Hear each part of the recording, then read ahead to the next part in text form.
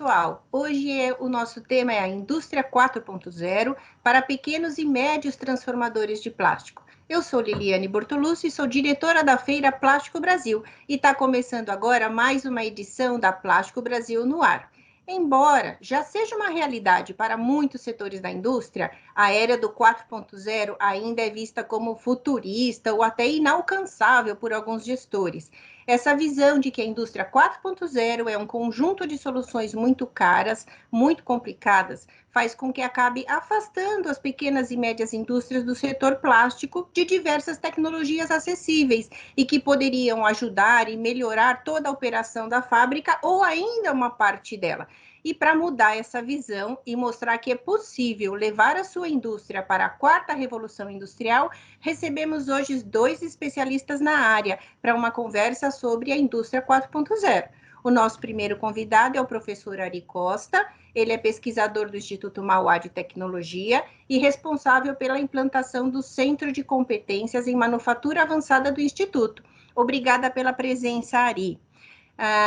Para completar o nosso painel de hoje, nós convidamos também o Paulo Roberto dos Santos. Ele é sócio-diretor da Zorfatec, uma consultoria de inovação tecnológica e indústria 4.0. Paulo, obrigada também por ter aceitado o nosso convite. Agora a gente começa efetivamente. Ari, fala um pouquinho de você e para começar o nosso bate-papo, uma pergunta bem ampla, bem aberta. O que é a indústria 4.0 e para você, qual é o principal mito sobre a indústria 4.0 no Brasil? Tá bem, eu sou de formação engenheiro eletrônico e posteriormente também fiz física no Instituto de Física da USP. Fui formado pela Poli. Tenho uma pós-graduação em qualidade para indústria elétrica e mecânica. Posteriormente, também fiz uma pós-graduação em otimização de processos, engenharia de produção, e o meu mestrado é nessa área, né? Coincidentemente, o meu objeto de mestrado era o fechamento do ciclo de embalagens plásticas de polietileno. Que legal! E como a minha complementação profissional foi nos Estados Unidos, na School of Packaging da Michigan State, ou seja, eu sou, de formação, um engenheiro de embalagem depois de tudo isso, né? Então, eu transito por aí. Trabalhei muito tempo em integração de sistemas em alguns integradores de grandes multinacionais, Siemens, Schneider, Rockwell Automation. Então, esse mais ou menos meu histórico. Estou no órgão há algum tempo na pós-graduação, né, como convidado, como participando dos cursos de embalagem e agora, atualmente, da pós-graduação em Indústria 4.0, cujo nome já responde um pouco. Competitividade e adaptação corporativa, é o nome do curso. Que legal. Então, você vai usar a Indústria 4.0 para se adaptar, para pôr na sua mochila o que você precisa para começar a tua viagem do jeito certo e adquirindo competitividade, é isso. É a Indústria 4.0. A Indústria 4.0 é um modelo de negócio, é um business transformation, não é a tecnologia. A tecnologia habilita a transformação. Então, é uma mudança de mentalidade em como fazer negócios na era da quarta revolução industrial. É isso. A tecnologia é apenas uma habilitadora. E vale lembrar que é o seguinte, para os estágios futuros da 4.0, que ninguém atingiu ainda, algumas tecnologias não estão desenvolvidas para fazer aquilo que preconiza o conceito de 4.0. E que precisa de um blockchain, que precisa de plataformas como serviço, plataforma, software como serviço, e que a comunicação seja fluida em toda a cadeia de valor, precisa de uma rede 5G, precisa do IPv6, tem muita coisa que ainda não habilita os estágios posteriores. Então, nós estamos na mesma viagem que todo mundo. E o legal é que esse conceito de mudança de negócio baseado em tecnologias habilitadoras é que pode transformar a produtividade das empresas.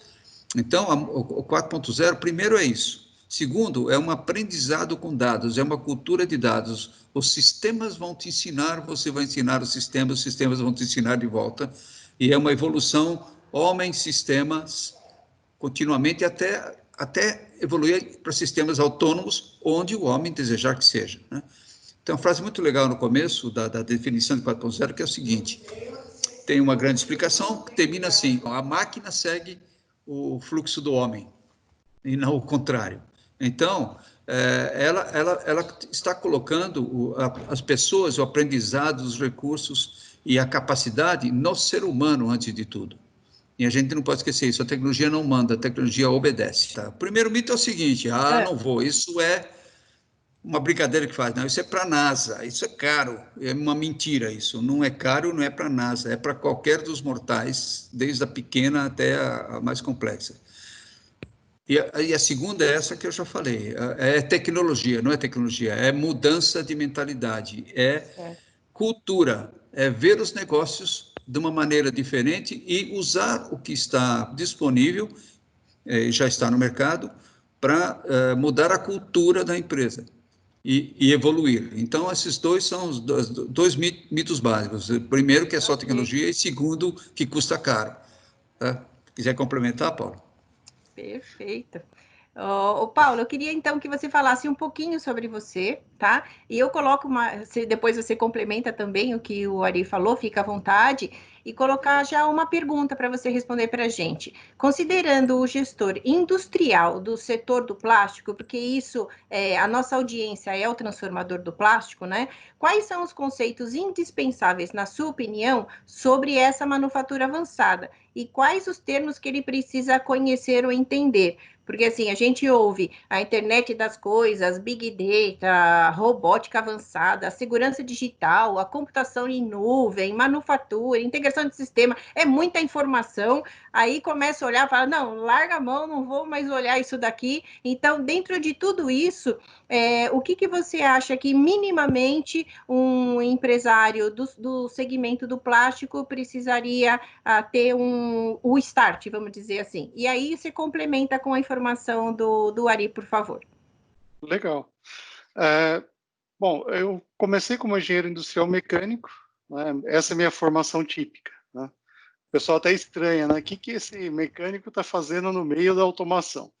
Mas os últimos 28 anos foram justamente numa empresa de automação. E, mais particularmente, depois de 2008, eu tive muito contato com o pessoal de pesquisa, desenvolvimento e inovação na Alemanha. E estava começando essa conversa de indústria 4.0 lá em 2011, né, quando surgiu oficialmente o termo, 2012, e aí eu fiquei muito próximo do assunto. Talvez tenha ficado próximo demais que pegou. E quando, em 2016, eu decidi, então, iniciar a consultoria, justamente porque existia uma demanda e uma preocupação, né? Do meu lado, um pouco de idealismo, porque eu observei que no Brasil as empresas estavam muito longe do tema.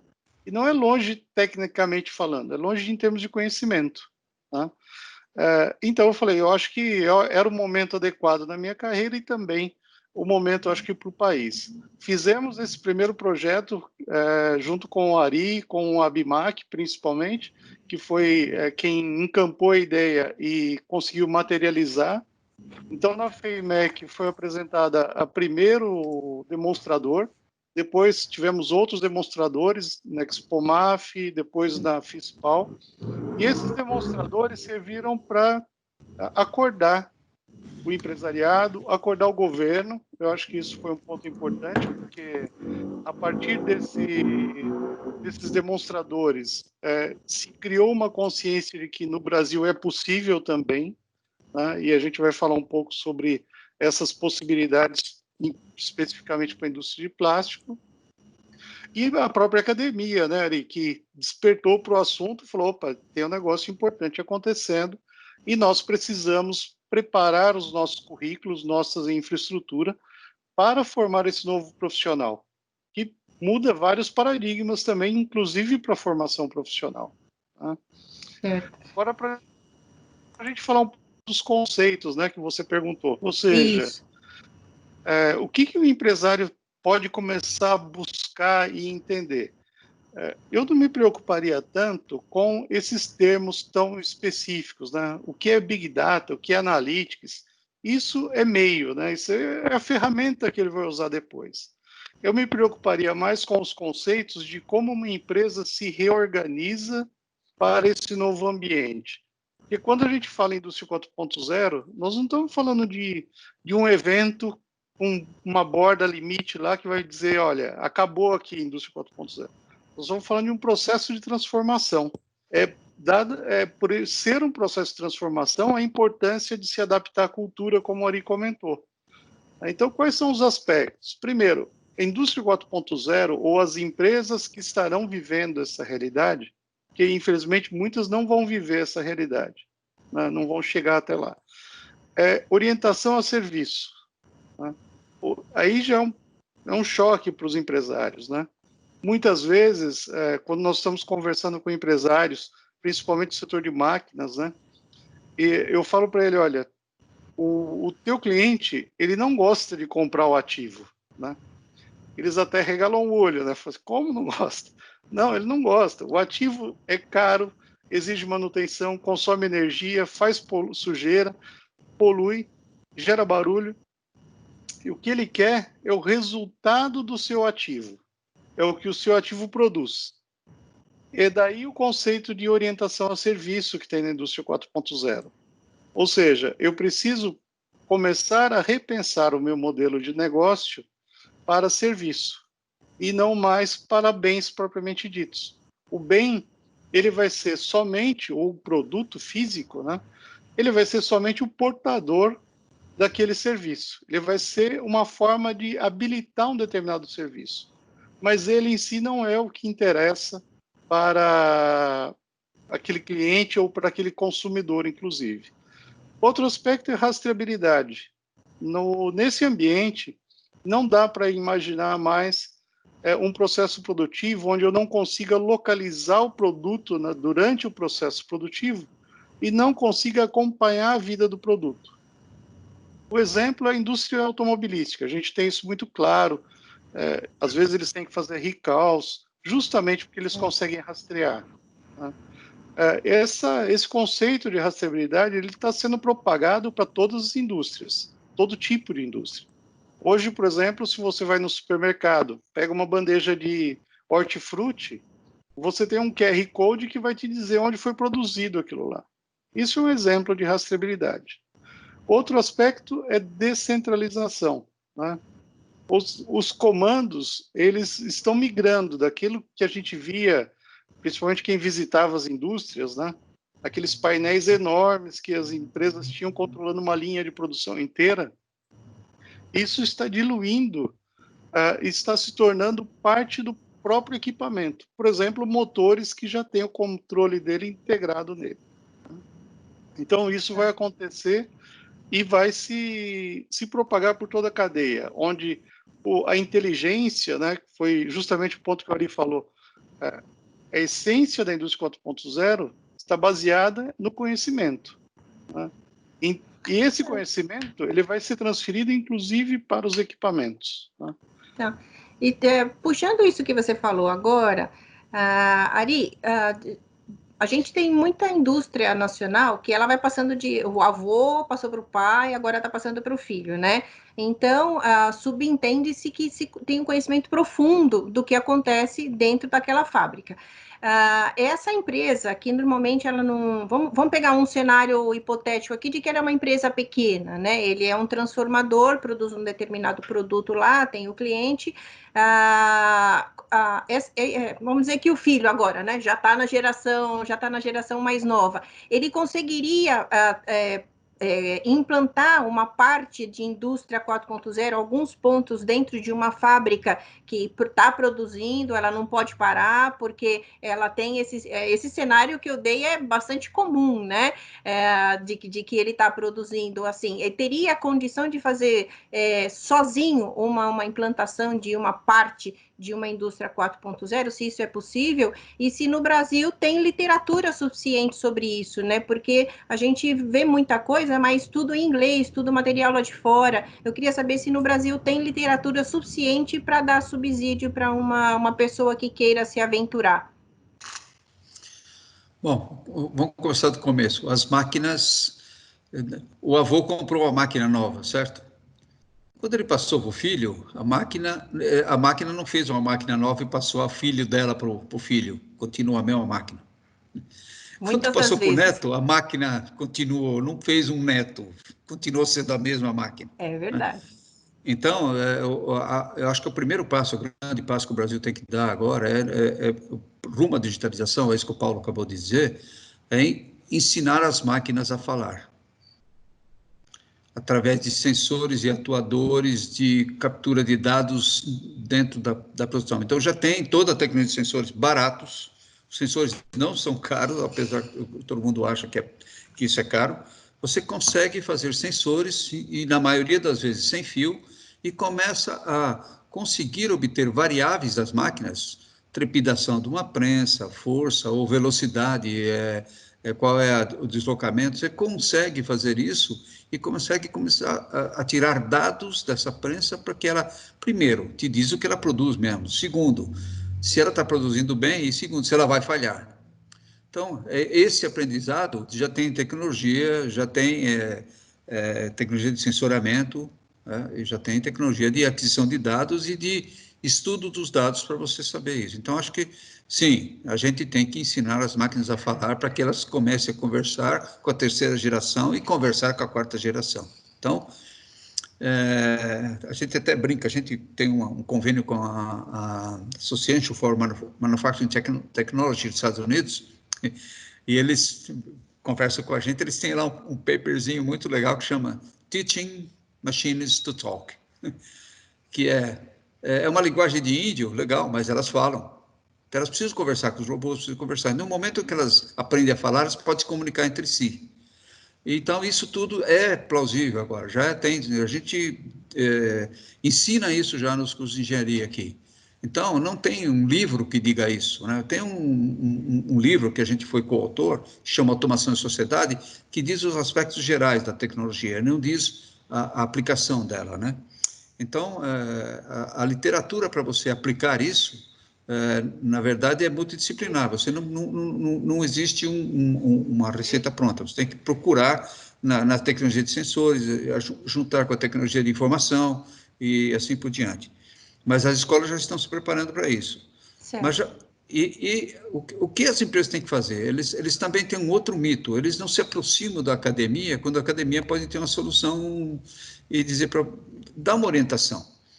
Ensinar Entendi. as empresas a fazer um piloto para aprender, entender, mudar a cultura e aprender através do piloto como é que se faz e motivar todas as Certo. pessoas. A gente fez alguns experimentos, né? E os experimentos são muito educativos, digamos assim. A gente pergunta para a empresa que nos procura, se quer fazer alguma coisa desse tipo, e pergunta, onde você perde dinheiro? Aqui. É aqui que você tem que fazer. Não privilegie aquilo que você sabe, privilegie aquilo que você não sabe. Aprenda com um erro, que é outra viés muito forte da cultura 4.0. O erro não é uma desgraça, é uma fonte de conhecimento. Então, Entendi. aprenda a usar as suas fontes de conhecimento através dos seus erros e os conserte, né? Então, é isso. A gente tem que trazer as máquinas que são as âncoras do passado, cortar essas âncoras, colocando sensores, tirando dados, ensinando a conversarem com os sistemas de informação. Eu acho que é Agora, isso. levando para o Paulo. Paulo, nesse cenário, a gente está na mesma fábrica, tá? No caso dele, vamos dizer que o filho chegou agora, nós vamos mexer, nós vamos modernizar e a gente vai fazer algumas coisas. Você pode exemplificar dois exemplos do que seria um ganho nesse cenário desse transformador de plástico? Sim. A indústria de plástico, uma das variáveis que mais pesam no custo do produto é a energia. Então, um passo importante que ele pode dar, por exemplo, é começar a conhecer o consumo do processo dele.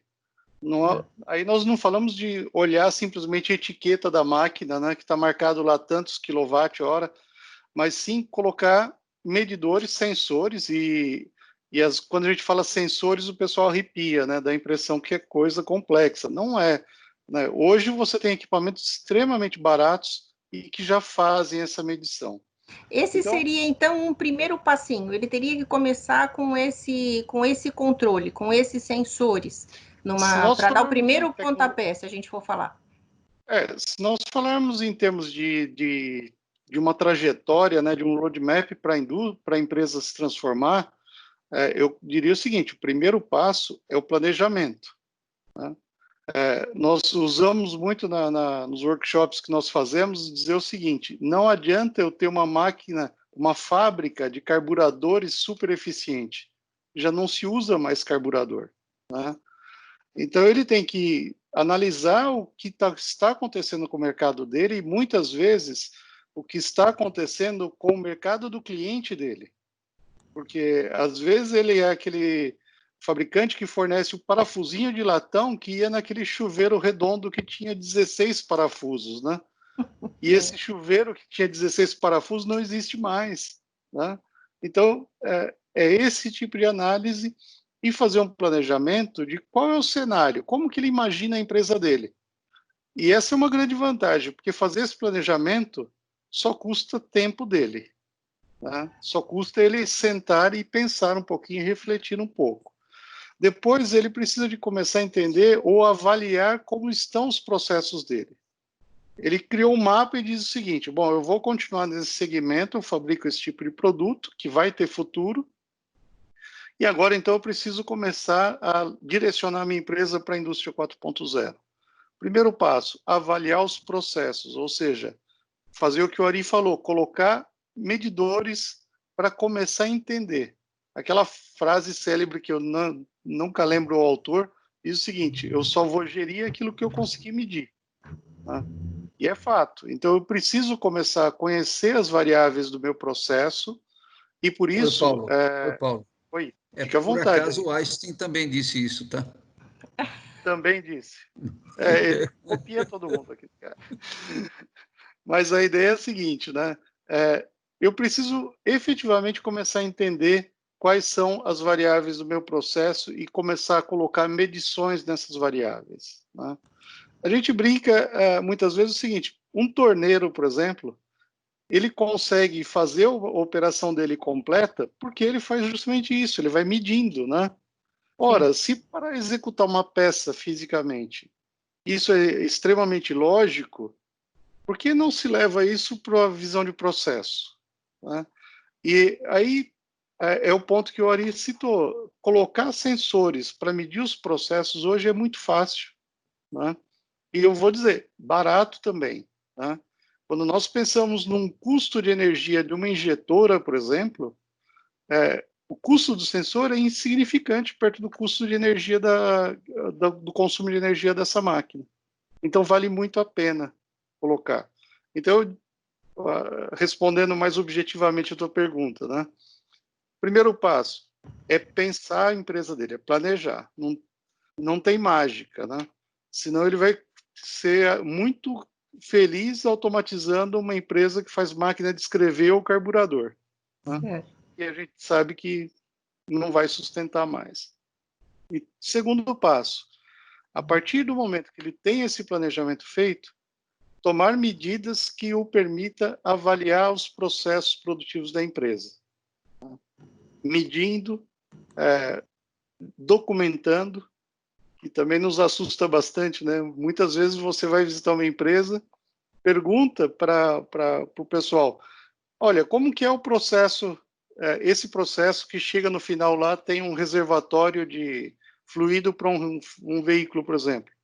Quando é para veículo, ele tem porque a montadora obriga, né? Mas que tenha para uma outra finalidade. Muitas vezes ele não tem formalmente descrito o processo, né? E aí você fala, bom, se não tem formalmente descrito, ele não mede, não tem indicadores e assim por diante. Então, essa é a vantagem, isso não custa nada, né? É organização somente, isso é mais fácil. E Ari, passando desse cenário, vamos dizer, ele estudou a empresa dele, o que você daria como sugestão nesse mesmo cenário do avô, do pai, do filho? Qual seria uma etapa seguinte, que é onde ele talvez conseguisse caminhar meio sozinho, né? Tá travado o microfone. Bom, isso que o Paulo disse é o que Santo Agostinho disse, né? Conheça-te a ti mesmo. Se eu vou fazer uma viagem, Eu tenho que saber as minhas possibilidades e até onde eu posso chegar. E o importante é que em cada passo tem que ter um retorno. Isso vale para uma cadeia de valor e vale para aplicar onde haverá retorno. Não ache que isso é uma moda. Isso é um jeito de ganhar dinheiro sendo mais competitivo, de ser rentável sendo mais competitivo. Então, se alguém vier vender a solução mágica, a solução não será mágica, a solução vai vir de dentro, ele tem que se conhecer. Uma vez que ele fez um diagnóstico e sabe o que ele tem, né, o que a gente sempre brinca, a gente parou a grama do jardim e viu o que tinha, né, ele tem condições de continuar. Então, a gente sempre sugere que ele, no mínimo, aprenda alguns princípios de Lean Manufacturing para ser o passo zero da viagem, né? Porque a viagem vai ser longa e ele tem que ir já estruturado dentro do sistema produtivo. E quando a gente fala Lean, o Lean não é só para a produção, é um Lean Thinking, o jeito de pensar Lean, é para os procedimentos. Qual é o procedimento mais correto, né? Eu preciso de colocar uma automação aqui ou a gravidade só me ajuda, né? Eu preciso colocar um sistema pneumático ou simplesmente uma gangorra com pezinho na hora que chega aqui me faz esse trabalho, né? Eu preciso colocar um robô ou um pedal me ajuda. No momento que ele fez essa autonomação, que é através do homem, e que usa as forças da natureza para fazer, ele pode pensar, ele consegue muitos ganhos usando essa filosofia, diminuindo desperdício de tempo, desperdício de material. Tal. Então, ele tem que se conhecer. No momento que ele está apto a fazer isso, ele está com um processo limpo para poder entrar nos dois primeiros passos que vão conduzir a indústria 4.0, que é, primeiro, a capacidade de adquirir dados dos processos em tempo real na produção. E segundo, a capacidade de conectar esses dados com sistemas que o permitirão ver a empresa do ponto de vista real e não daquilo que aparece escrito em planilhas que talvez estejam erradas, né? E é uma coisa muito importante. Nesse momento, ele tem que desenvolver uma cultura de acreditar nos dados e nos processos que exige uma única fonte da verdade. Não pode ter diversas fontes de dados para a mesma coisa. Os dados têm que ser únicos e serem os críveis, né? Então, ele tem que se preparar assim, limpe sua casa, veja se você consegue tirar os dados dos seus processos críticos, não faça isso para a empresa inteira, você vai morrer. É aquilo que está te levando, que está drenando dinheiro. Conserte isso, porque você vai se autofinanciar para o próximo passo. Então, nós temos que ensinar as empresas que elas ganharão, elas lucrarão indo para 4.0 e não despendirão. Essa ideia que tem que ser desmitificada. Você vai ganhar fazendo isso, não vai ter que investir e esperar muito tempo. Então, os dois primeiros passos é isso. Esse conceito é para qualquer tamanho, né? Isso serve para qualquer um. Esse conceito não importa a situação da empresa, nem o segmento, nem ramo, nem nada. Ele vai para isso vale para o todo... plástico, vale para isso. Agora, o que é intensivo na indústria plástica? É o uso de energia, certo? É a falta de procedimento formal nos processos, dos pequenos convertedores, eu estou dizendo. Como eu sou engenheiro de embalagem, eu conheço diversos pequenos convertedores, né? A gente já fez alguma coisa para quem produz saco de lixo, para quem usa resina reciclada, e a gente percebe que eles dependem de alguém que tem experiência e o processo está na cabeça que tem sem experiência, né? O conhecimento não é da empresa, é do profissional, né? Então, eu acho que a primeira coisa é você aprender a se organizar e incorporar o conhecimento empírico que todo mundo tem e se formalizar. Tudo tem que ter um procedimento, como captura dados. Com isso, você estará apto a ir para o próximo passo. Eu queria dar um dado para vocês. A gente saiu um relatório agora em abril de uma pesquisa de 70 indústrias na Alemanha pela Catec, em que eles viram em que estágio daquelas que se propuseram a fazer a jornada para 4.0, se propuseram a fazer, né? É um dado interessantíssimo para nós brasileiros, né? Nessa parte de ter aquisição de dados, são 70 empresas, tá? De ter as aquisições de dados já certinhas, tem 16% das empresas. Na de conectividade, que é você ter uso desses dados para poder fazer alguma coisa, tem 80%. Na área de visibilidade, que pressupõe um modelo virtual para os seus dados, só tem 4%. Isso na Alemanha. Então, a gente tem que desmitificar que a está muito atrasado. Então, são O 6 problema é estágios. mundial, né? Não é Então, problema, né? O estágio é o mundial, estágio, né? O então, estágio é mundial. todos começaram agora. Então, a gente pode aprender com eles e acelerar. Então, não se desespere. Só tem 4% das pessoas que conseguiram construir um modelo virtual parcial da empresa. Então, é isso que eu quero. Esse é o ânimo que a gente tem que dar. Aí, a gente sempre brinca lá, aquela brincadeira acho que é Leaping Frog, eu não me lembro, que é o pular carniça aqui, né? Eles vão errar antes que a gente, vão aprender com eles. É isso aí. Eu vou voltar para o Paulo. Paulo, a gente já bateu aqui 59 minutos, então eu queria que você passasse as suas considerações finais. E se você tem algum conselho, alguma dica, como o Ari falou agora, algum aspecto de ânimo, né, para o setor do transformador de plástico, e é para que é o nosso público direcionado aqui. Legal. O primeiro ponto, eu acho que é dizer o seguinte: indústria 4.0 é um processo e é para todo mundo, não é? Todas as empresas, querendo ou não, elas vão participar da indústria 4.0. Né? Algumas, infelizmente, de forma passiva, vão ser atropeladas, outras elas vão se transformar e vão ter muito mais sucesso, vão ter muito mais resultado.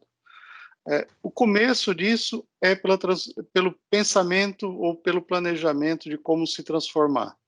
E Certo. isso não custa. Se pode ser um conselho, eu dou esse conselho. Sabe? Pense a sua empresa nesse novo cenário. Tenha medição daquilo que você faz. Né? Medir para decidir. Esse aqui é o caminho. Né? E isso está ao alcance de todos. A tecnologia, ela vai ser sempre somente um meio. O que vai sempre conduzir é a finalidade do negócio, é o propósito, é onde a empresa quer chegar. Certo. Em função desse mapeamento de onde ela quer chegar, ela vai entender quais processos ela precisa e, consequentemente, quais tecnologias ela precisa. Perfeito. E, por último, isso não é caro. Ainda que você tenha que usar tecnologia, hoje a tecnologia está extremamente acessível comparado com o benefício que ela traz. E, por último, e não menos importante, pensar que a cultura da empresa tem que ser ajustada. Nós tivemos uma série de exemplos de grandes empresas que tentaram implementar, e aí a Cisco fez uma pesquisa dizendo o seguinte: 75% dos projetos de IoT falham. Nossa, é alto, hein? É alto, está bem documentado, inclusive. E por que eles falham? Porque não houve o planejamento, ou seja, ao colocar o IoT para fabricar carburador, ou então a cultura da empresa não estava preparada. Então as pessoas não estavam devidamente ambientadas, por isso preparar uma cultura digital é fundamental. Elas não estavam ambientadas para o uso da tecnologia ou o convívio com a tecnologia. E isso fez com que o projeto não desse o resultado esperado. Então, pense o Covid fez tudo isso mudar agora, tudo rápido, né? Ele deu de certa forma, uma injeção aí Deu de uma acelerada no digitalização. processo. Acelerou o processo, exatamente. Mas, enfim, é isso. É pensar no planejamento da empresa, entender que, se for investir em tecnologia, ela tem que fazer sentido, não simplesmente investir por investir. Existem várias tecnologias muito mais acessíveis do que no passado e qualquer empresa pode fazer isso, principalmente no setor de plástico, onde tem muitos ganhos, como o pessoal diz, né, low hanging fruits, ou seja, muita coisa que você pode pegar logo de cara e sair gerando resultado para a empresa. E agradecer a oportunidade de compartilhar um pouco aqui, bater esse papo com a Ari, com você, e nos colocar à disposição para, caso vocês queiram mais informações, vocês têm nossos contatos aí. Não, vamos falar bastante ainda, porque o assunto ele é muito extenso, né, e muito novo. Ari, queria suas considerações finais aí também para a gente. Bom, primeiro agradecer o convite, é sempre um prazer conversar com o Paulo, né? E muito mais ainda a gente poder tentar levar essa mensagem e que é simples começar, basta um ato de vontade, não precisa saber tecnologia, é uma vontade, eu quero, só isso. E é simples de fazer, ao contrário de que os que tentam vender sistemas dizem que precisam de um sistema, eles precisam de uma mudança de cultura. Certo. Então, eu quero levar essa mensagem, agradecer o convite da Plástico Brasil, é sempre muito bom. Levar essa, digamos, essa mensagem mais otimista, porque eu tenho certeza, nas experiências que fizemos, né? O primeiro piloto já vai dar, no mínimo, um resultado 30% melhor do que a pessoa está fazendo, só dele pensar naquilo que ele vê todo dia e nunca pensou, nunca parou para pensar. Perfeito. Então, isso é legal, começar a se repensar e não se perder no dia a dia do processo. Então, mudar a cultura, enxergar e fazer uma mineração, achar as oportunidades que estão escondidas no negócio dele, ele não percebe porque nunca fez um diagnóstico. E essas oportunidades escondidas podem ser... 30%. Tirar as caixas do caminho, tirar as caixas do caminho já dá 30%, né, Ari? Mudar o polimento no fim da linha e não no começo também ajuda, né? Por exemplo, então tem essas coisas que os pequenos empresários, eles vivem tanto dia que aquilo é normal para eles, né? Então é isso, parar para pensar um negócio, tentar fazer um piloto, por mínimo que seja, numa máquina pequena, num processo pequeno, usar aquilo para aprender e propagar para aquilo que lhe traz rentabilidade. Então, essa é a mensagem.